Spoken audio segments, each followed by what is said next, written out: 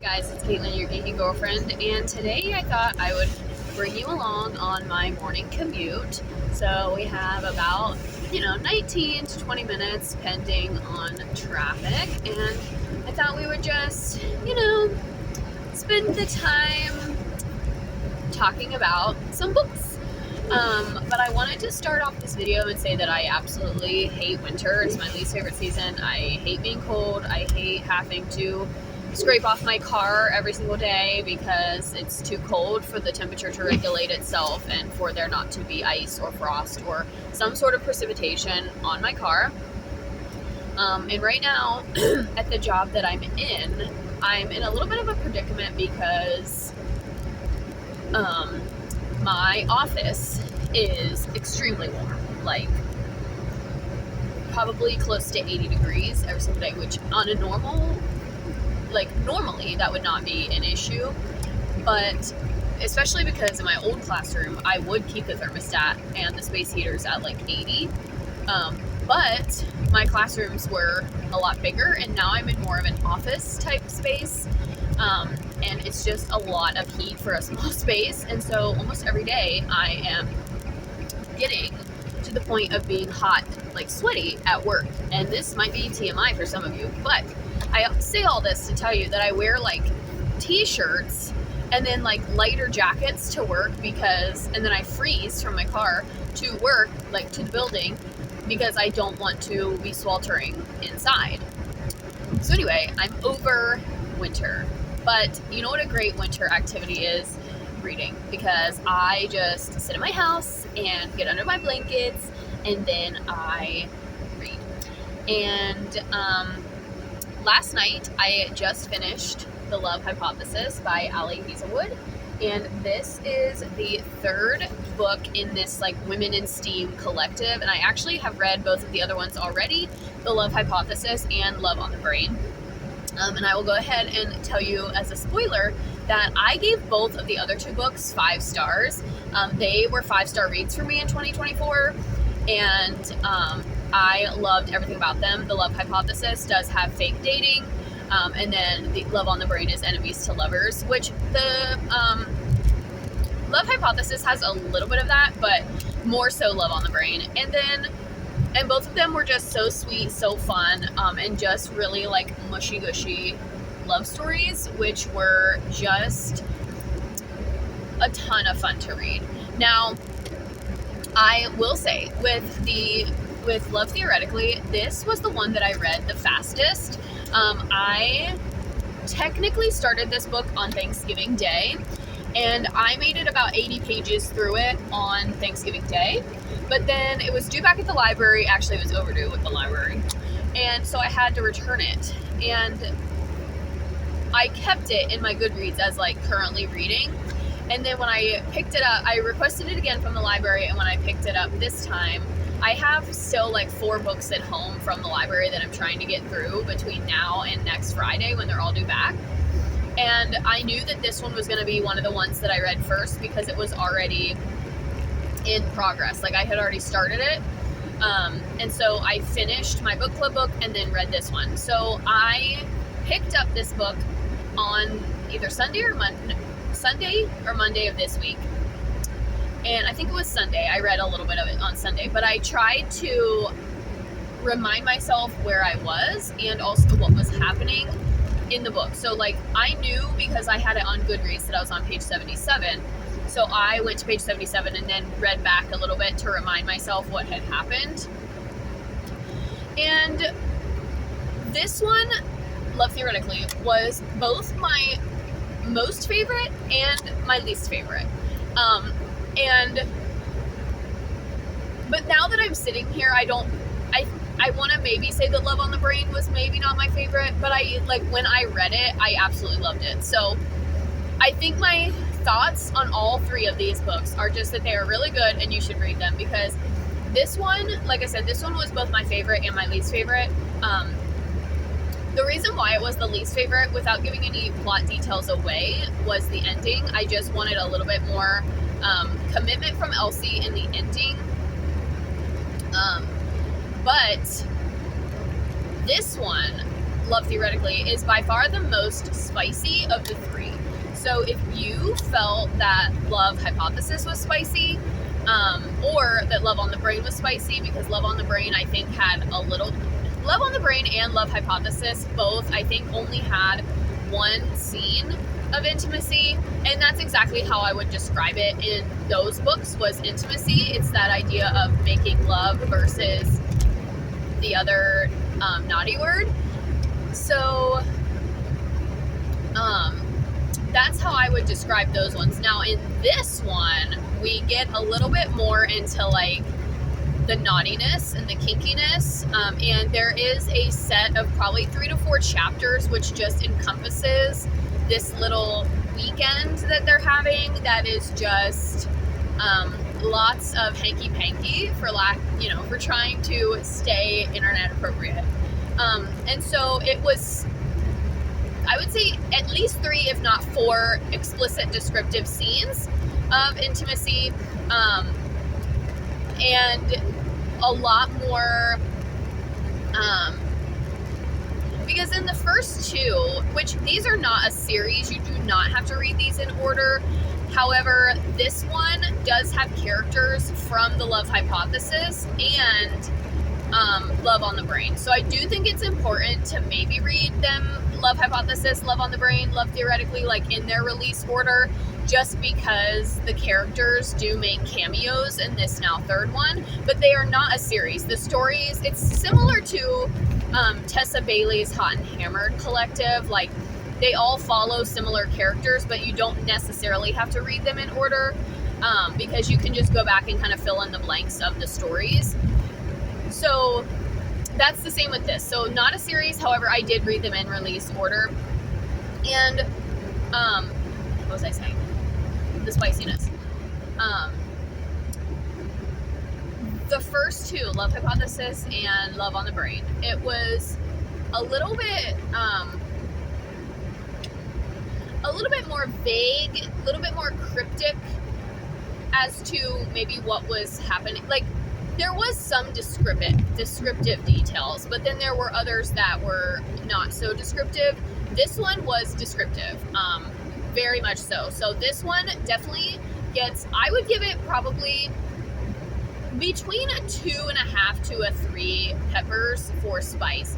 This one actually did give me a visceral reaction, so that like the swooniness, and kind of feeling like the tension between the 2 characters.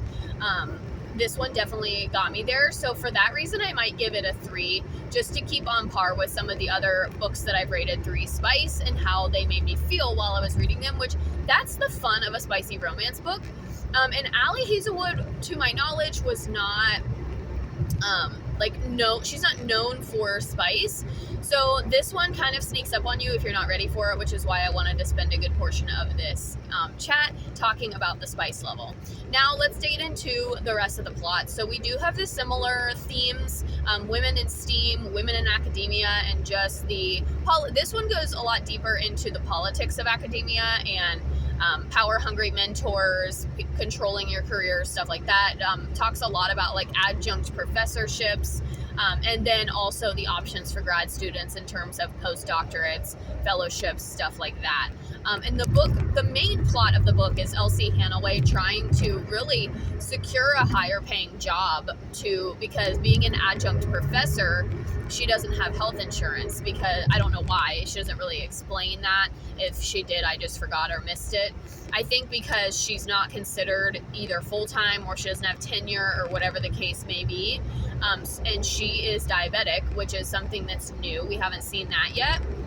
So not only is she a woman in STEAM and STEM, but we also have this woman with a medical need as well, which was, good representation. I think Ali Hazelwood did a good job bringing her to life, and I am not a diabetic, so I can't speak for individuals with diabetes on how they felt represented by the book. But Ali Hazelwood does a really good job of making science cool and making science something that women can be interested in too. And she does a really good job at describing her women characters and her female leads as like they are quirky, nerdy women, but they're also really, really good at their jobs, and they are really, I'm just gonna say they're really badass at what they do and how they.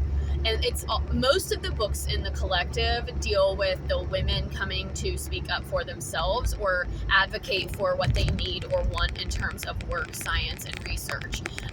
And so that is a very powerful message. And it is a feminist undertone, but there's also a very strong awareness and appreciation for men, and it is sort of a dog on how science academia is mostly ruled by white men, older white men, and so there's kind of that political undertone to it as well, because people say the same thing about our government here in America. But overall, the message is that women need to speak up for themselves and women need to advocate for themselves, and then watching these characters do that. So Ali Hazelwood has made science cool, and she's also brought, what Big Bang Theory did on TV, Ali Hazelwood has done in the book and novel genre and form of media, because we've got these quirky characters who fall in love, and it's just so much fun. Now, I never finished telling you guys that I actually ended up reading most of this book in one day. So I found where I was, got caught up, kind of re-immersed myself into the story on Sunday. And then Monday, after I logged off work, I closed my computer and I spent the entire night reading. I read from essentially 5 o'clock or 5:30 to 11:30. So I read for 6 hours straight and read all the way up until I had 60 or 80 pages left. And honestly, I probably should have just stayed up and finished it. I think I would have enjoyed the ending a little bit more if I would have just powered through. But because I stepped away and finished it then 2 days later, I had the motivation to finish it. I wanted to see where the story was going to end up, but I think I lost the momentum because I had taken myself out of the story and then tried to put myself back in just for the last 80 pages. And Ali Hazelwood waits until the very last minute to kind of give the characters some conflict. And so all of her stories do have this climax, or this, in more ways than one, and this conflict that happens between the two of them, as most do, as most romance novels do, right? She waits until the very last minute. So then you have to figure out what's going to happen and how the conflict is going to be resolved. And I think that's what tainted my score of this one, is that I had removed myself from the story and then tried to re-enter the story with just a few pages left. And I knew kind of where it was going, because she does have a predictable way of writing, which I don't mind if a romance novel is slightly predictable, because that's why we read romance, right? We want the happy ever after, we want the happy ending. But I was a little bit disappointed. I felt that the ending was just a little bit lackluster. Now, I did enjoy, this is going to sound terrible, but the argument that the main characters have, I felt was very valid, and I felt like both of them handled it in a really good way. So I like how that was written, but overall, I just was a little bit disappointed in the ending. I wanted more from the ending. Now, all that to be said, I still would rate this book a 4.75, a 4.8. It just did not quite hit that 5-star. And also, towards the end, and this is partially my fault because I've been back to work, so I'm working a lot and I'm really busy at work, and so when I sit down to read, I get tired, and I've been reading kind of late at night, and so I did doze off when reading it, but to me that says that it didn't quite keep my interest and attention. And the epilogue was just disappointing. So, and I don't know if it was I think my problem with this one was I was expecting so much, because the first two in this collective I had given 5 stars. And then this one, when it, the first two, Love Hypothesis, I actually cried when reading it, and I never cry in books. And it was a happy, I was just oh, it's so cute. It was just such a sweet ending to the story. And then same with Love on the Brain. I closed it and was gushing, because it was just so pleasant. And this one, while it was a happy ending, don't get me wrong, and that's a little bit of a spoiler, but while the ending, like, was similar to the other two in that it ended the way that I wanted it to end, I didn't have the same emotional reaction to this one, and that could have been partially my own fault. It could have been because I was reading it too late. It could have been because I didn't just finish it when I got down to the last 80 pages. It could have been that I was expecting this, like, soul-softening ending. I don't really know why this one just did not quite hit the 5 stars, but I just didn't have the same feelings after it that I did with the other two. And so I think part of it was I was expecting a 5-star book, and then I just didn't quite have the same reaction. It still is a phenomenal book, and you should definitely still read it. Like I said, it was my favorite out of the 3 because of the spice level. Actually, it was unexpected, and there's a lot of, like, tension, a lot of, like, build up to when they actually are intimate, and that I love when it, like, we build up these two characters and it's kind of that inevitable relationship. But so it still is very, very good. It just did not get a 5-star. So it was my favorite for that respect, but it was also my least favorite and a little bit the most disappointing, which now that I'm sitting here filming this video, I am reminded that I had watched somebody review these books last year, probably maybe around the same time, maybe a little bit later, and she also said the same. I think she either read this one first, and so Love on the Brain was more disappointing, or she also said that one was the most disappointing, like, once you read all 3.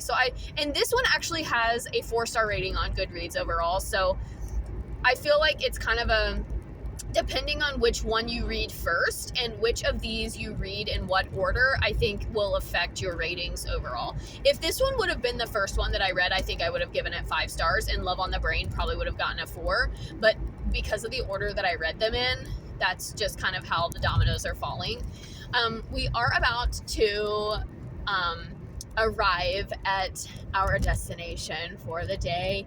So I think that's all I wanted to say about this video. This is book number 3 for the year, and in case you missed it, my goal for this year is 48 books.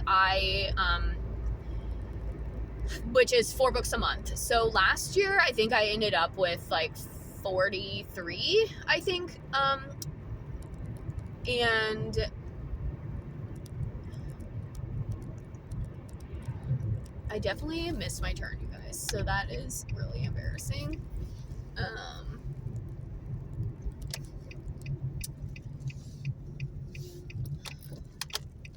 Sorry.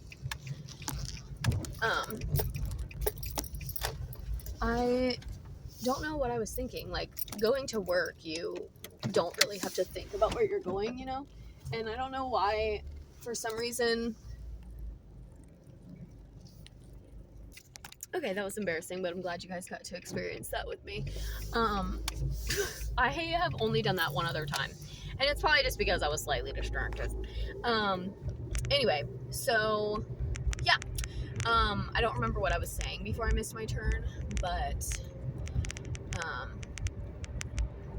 for some reason I feel like now this road is so foreign to me, even though I literally drive this every single day, but I'm like really thrown off now.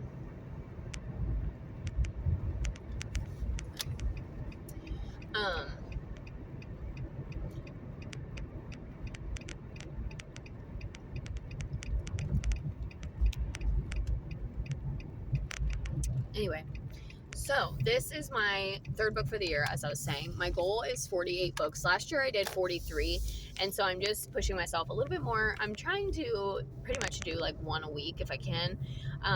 Currently my story graph is saying that my average reading time is like 18 days because of Wicked. Took me so long to read, but I just started Iron Flame, and so you guys will have to stay tuned for my review of that. Make sure you go to the other videos on my channel and check out my review of The Love Hypothesis and Love on the Brain, and let me know in the comments if you have read any of Ali Hazelwood's books, and if so, which is your favorite out of these three. I do own Not in Love, and then I'm still trying to get my hands on Bride as well, because I've heard good things about that one. So yeah, let me know in the comments your thoughts about Love Theoretically, if you've read any of these, which one is your favorite, and let me know